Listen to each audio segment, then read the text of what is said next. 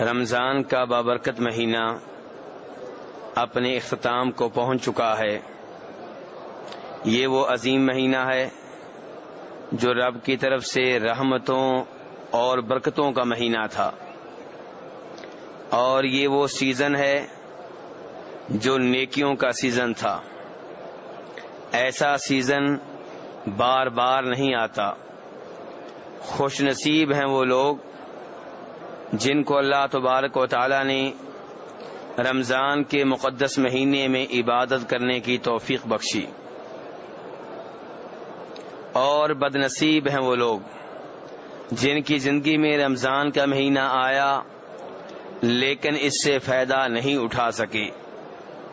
ایسے لوگوں کے بارے میں نبی علیہ الصلاۃ والسلام فرماتے ہیں، رغم انف رجل دخل علیہ رمضان ثم انسلخ قبل ان یغفر له، کہ وہ آدمی ذلیل و رسوا ہو جس کی زندگی میں رمضان آیا لیکن اس کے گناہ معاف نہ ہو سکے، یعنی کہ رمضان کا اس نے حق ادا نہیں کیا، رمضان کے روزوں کا حق ادا نہیں کیا، رمضان کے قیام اور تراویح کا حق ادا نہیں کیا، رمضان میں تلاوت صدقہ خیرات کا حق ادا نہیں کیا، اس لیے رمضان کا مہینہ آیا گزر گیا، اس کے گناہ ویسے کے ویسے ہیں، معاف نہیں ہو سکے۔ فرماتے ہیں نبی علیہ الصلاۃ والسلام، یہ آدمی ذلیل و رسوا ہو۔ میرے بھائیو، رمضان کے مہینے میں اللہ تعالیٰ نے ہم کو روزے رکھنے کی توفیق دی، تراویح کی نماز ادا کرنے کی توفیق دی، قیام کرنے کی توفیق دی۔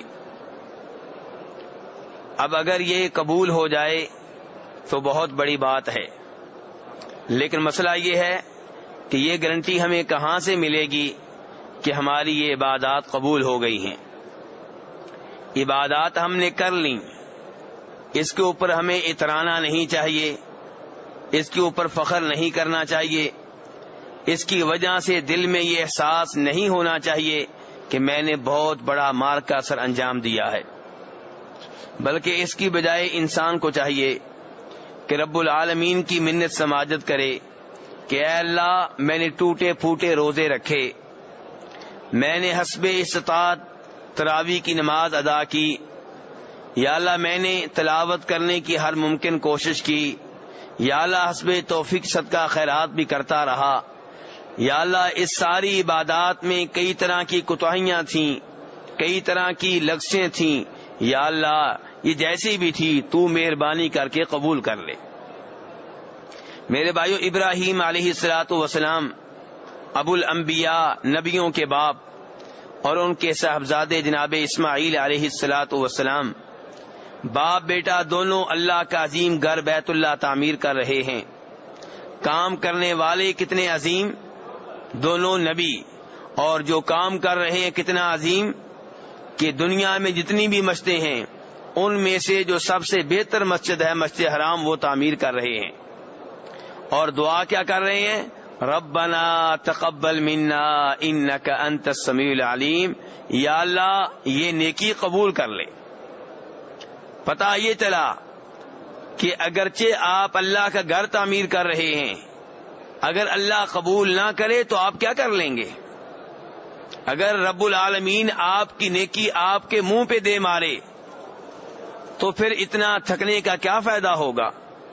اس لیے روزے رکھنے کے بعد، رمضان میں عبادات کر لینے کے بعد، اب اللہ کی منت سماجت کرنی چاہیے کہ یا اللہ ہماری یہ عبادات قبول کر لے۔ امام ترمذی رحمہ اللہ روایت کرتے ہیں جناب عائشہ رضی اللہ تعالی عنہا سے کہ جناب عائشہ رضی اللہ عنہا نے ایک بار نبی علیہ الصلوۃ والسلام سے سوال کیا کہ اے اللہ کے رسول، قرآن پاک میں اللہ تعالیٰ فرماتے ہیں کہ والذین یؤتون ما آتوا وقلوبهم وجلۃ انہم الی ربہم راجعون، کہ وہ لوگ جو اللہ کی راہ میں جو دینا ہوتا ہے وہ دیتے ہیں اور حالت یہ ہوتی ہے کہ وہ کانپ رہے ہوتے ہیں۔ جناب عائشہ نے کہا اللہ کے رسول یہ کون لوگ ہیں؟ ایک طرف اللہ کی راہ میں دے رہے ہیں، مال خرچ کر رہے ہیں، پھر بھی کانپ رہے ہیں، ڈر رہے، کون ہے یہ؟ کیا یہ بدکار ہیں، چور ہیں، ڈاکو ہیں، کون ہیں؟ تو فرمایا نبی علیہ الصلوۃ والسلام نے، صدیق کی بیٹی یہ چور نہیں ہے، یہ ڈاکو نہیں ہے، یہ بدکار نہیں ہے، یہ اللہ کے وہ عظیم بندے ہیں جو اللہ کی راہ میں خرچ کرتے ہیں، ڈر رہے ہوتے ہیں، کانپ رہے ہوتے ہیں کہ خرچ تو کر رہے ہیں، پتہ نہیں آسمان والا قبول کرے گا کہ نہیں کرے گا۔ میرے بھائیو، اہم بات یہ نہیں ہے کہ آپ نے کتنے حج کر لیے، اہم بات یہ نہیں ہے کہ آپ نے رمضان میں کتنے عمرے کیے، اہم بات یہ نہیں ہے کہ آپ نے رمضان میں کتنے قرآن پاک ختم کیے، اہم بات یہ نہیں ہے کہ آپ نے رمضان میں کس قدر قیام کیا، اہم بات یہ ہے کہ رب کے ہاں یہ عبادات قبول ہوئیں کہ نہیں ہوئیں۔ تو میرے بھائیو، اس لیے ہر وقت رب العالمین سے دعا کرتے رہنا چاہیے کہ یا اللہ یہ ٹوٹی پھوٹی عبادات قبول کر لے۔ میرے بھائیو، عبادات کے قبول ہونے کی نشانی یہ ہوتی ہے کہ انسان مزید عبادت کرتا ہے۔ عبادت قبول ہونے کی ایک نشانی یہ ہوتی ہے کہ انسان کو عبادت کرنے میں لطف آتا ہے، مزہ آتا ہے۔ اگر آپ نے رمضان میں روزے رکھے، رمضان میں تراویح پڑھتے رہے، قیام کرتے رہے، صدقہ خیرات کرتے رہے، اور رمضان کے بعد فرض نمازیں بھی نہیں پڑھ رہے، یہ اس بات کی علامت ہے کہ رمضان کی عبادات قبول نہیں ہوئی۔ کیونکہ جس کی عبادت قبول ہوئی ہوتی ہے اللہ اسے مزید عبادت کرنے کی توفیق بخشتے ہیں۔ وہ یہ نہیں سوچتا کہ رمضان کا مہینہ چلا گیا، کہانی ختم ہو گئی۔ امام حسن بصری رحمہ اللہ فرمایا کرتے تھے، کتنے برے ہیں وہ لوگ جو اپنے رب کو رمضان میں پہچانتے ہیں، رمضان کے بعد پہچاننے سے انکار کر دیتے ہیں۔ جو رمضان میں ہمارا رب تھا، کیا اب وہ رب موجود نہیں ہے؟ موجود ہے، ہمیشہ سے ہے، ہمیشہ تک کے لیے ہے، ازل سے ہے، اب تک کے لیے۔ اس میں کوئی شک و شبہ نہیں ہے کہ رمضان کے مہینے میں عبادت کے اپنے فوائد ہیں، اپنے فضائل ہیں، لیکن رمضان کے بعد انسان فرض نمازیں بھی چھوڑ دے، رمضان کے بعد انسان حرام کام کرنا شروع کر دے، کبیرہ گناہ کا ارتکاب کرے، میرے بھائیو بہت بڑی بدنصیبی ہے۔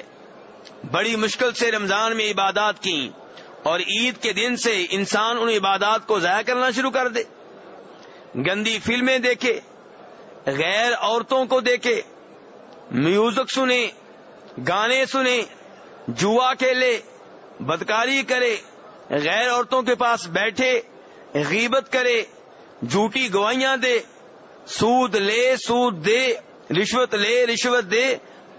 ایسے آدمی کے اوپر رمضان نے کیا اثر ڈالا ہے؟ رمضان کا مہینہ تو اس لیے آیا تھا کہ اس کو عادت پڑ جائے ہمیشہ ہمیشہ کے لیے گناہوں سے دور رہنے کی۔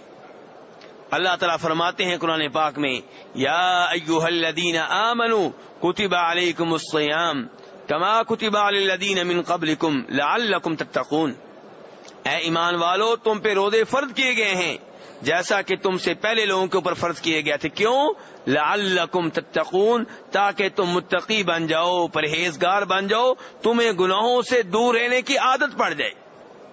رمضان کا مہینہ یہ عادت ڈالنے کے لیے ہے کہ کیسے گناہوں سے دور رہنا ہے، اور اس عادت سے آئندہ 11 مہینوں میں فائدہ اٹھانا ہے۔ یہ نہیں ہے کہ انسان سوچے 30 دن ہیں، ان 30 دنوں میں اپنے آپ کو باندھ کر رکھوں گا، اور رمضان کے بعد پھر وہی گناہ، پھر وہی غلطیاں، پھر وہی شیطان کی اطاعت۔ نہیں میرے بھائی، رب العالمین کو رمضان میں راضی کیا ہے، اب اسے ناراض نہیں کرنا۔ معلوم نہیں کہ آئندہ رمضان ہمیں ملے کہ نہ ملے۔ رمضان کے مہینے میں آپ نے بڑی محنت سے عبادت کی ہے، اب اس عبادت کو ضائع کرنا کہاں کی عقل مندی ہے؟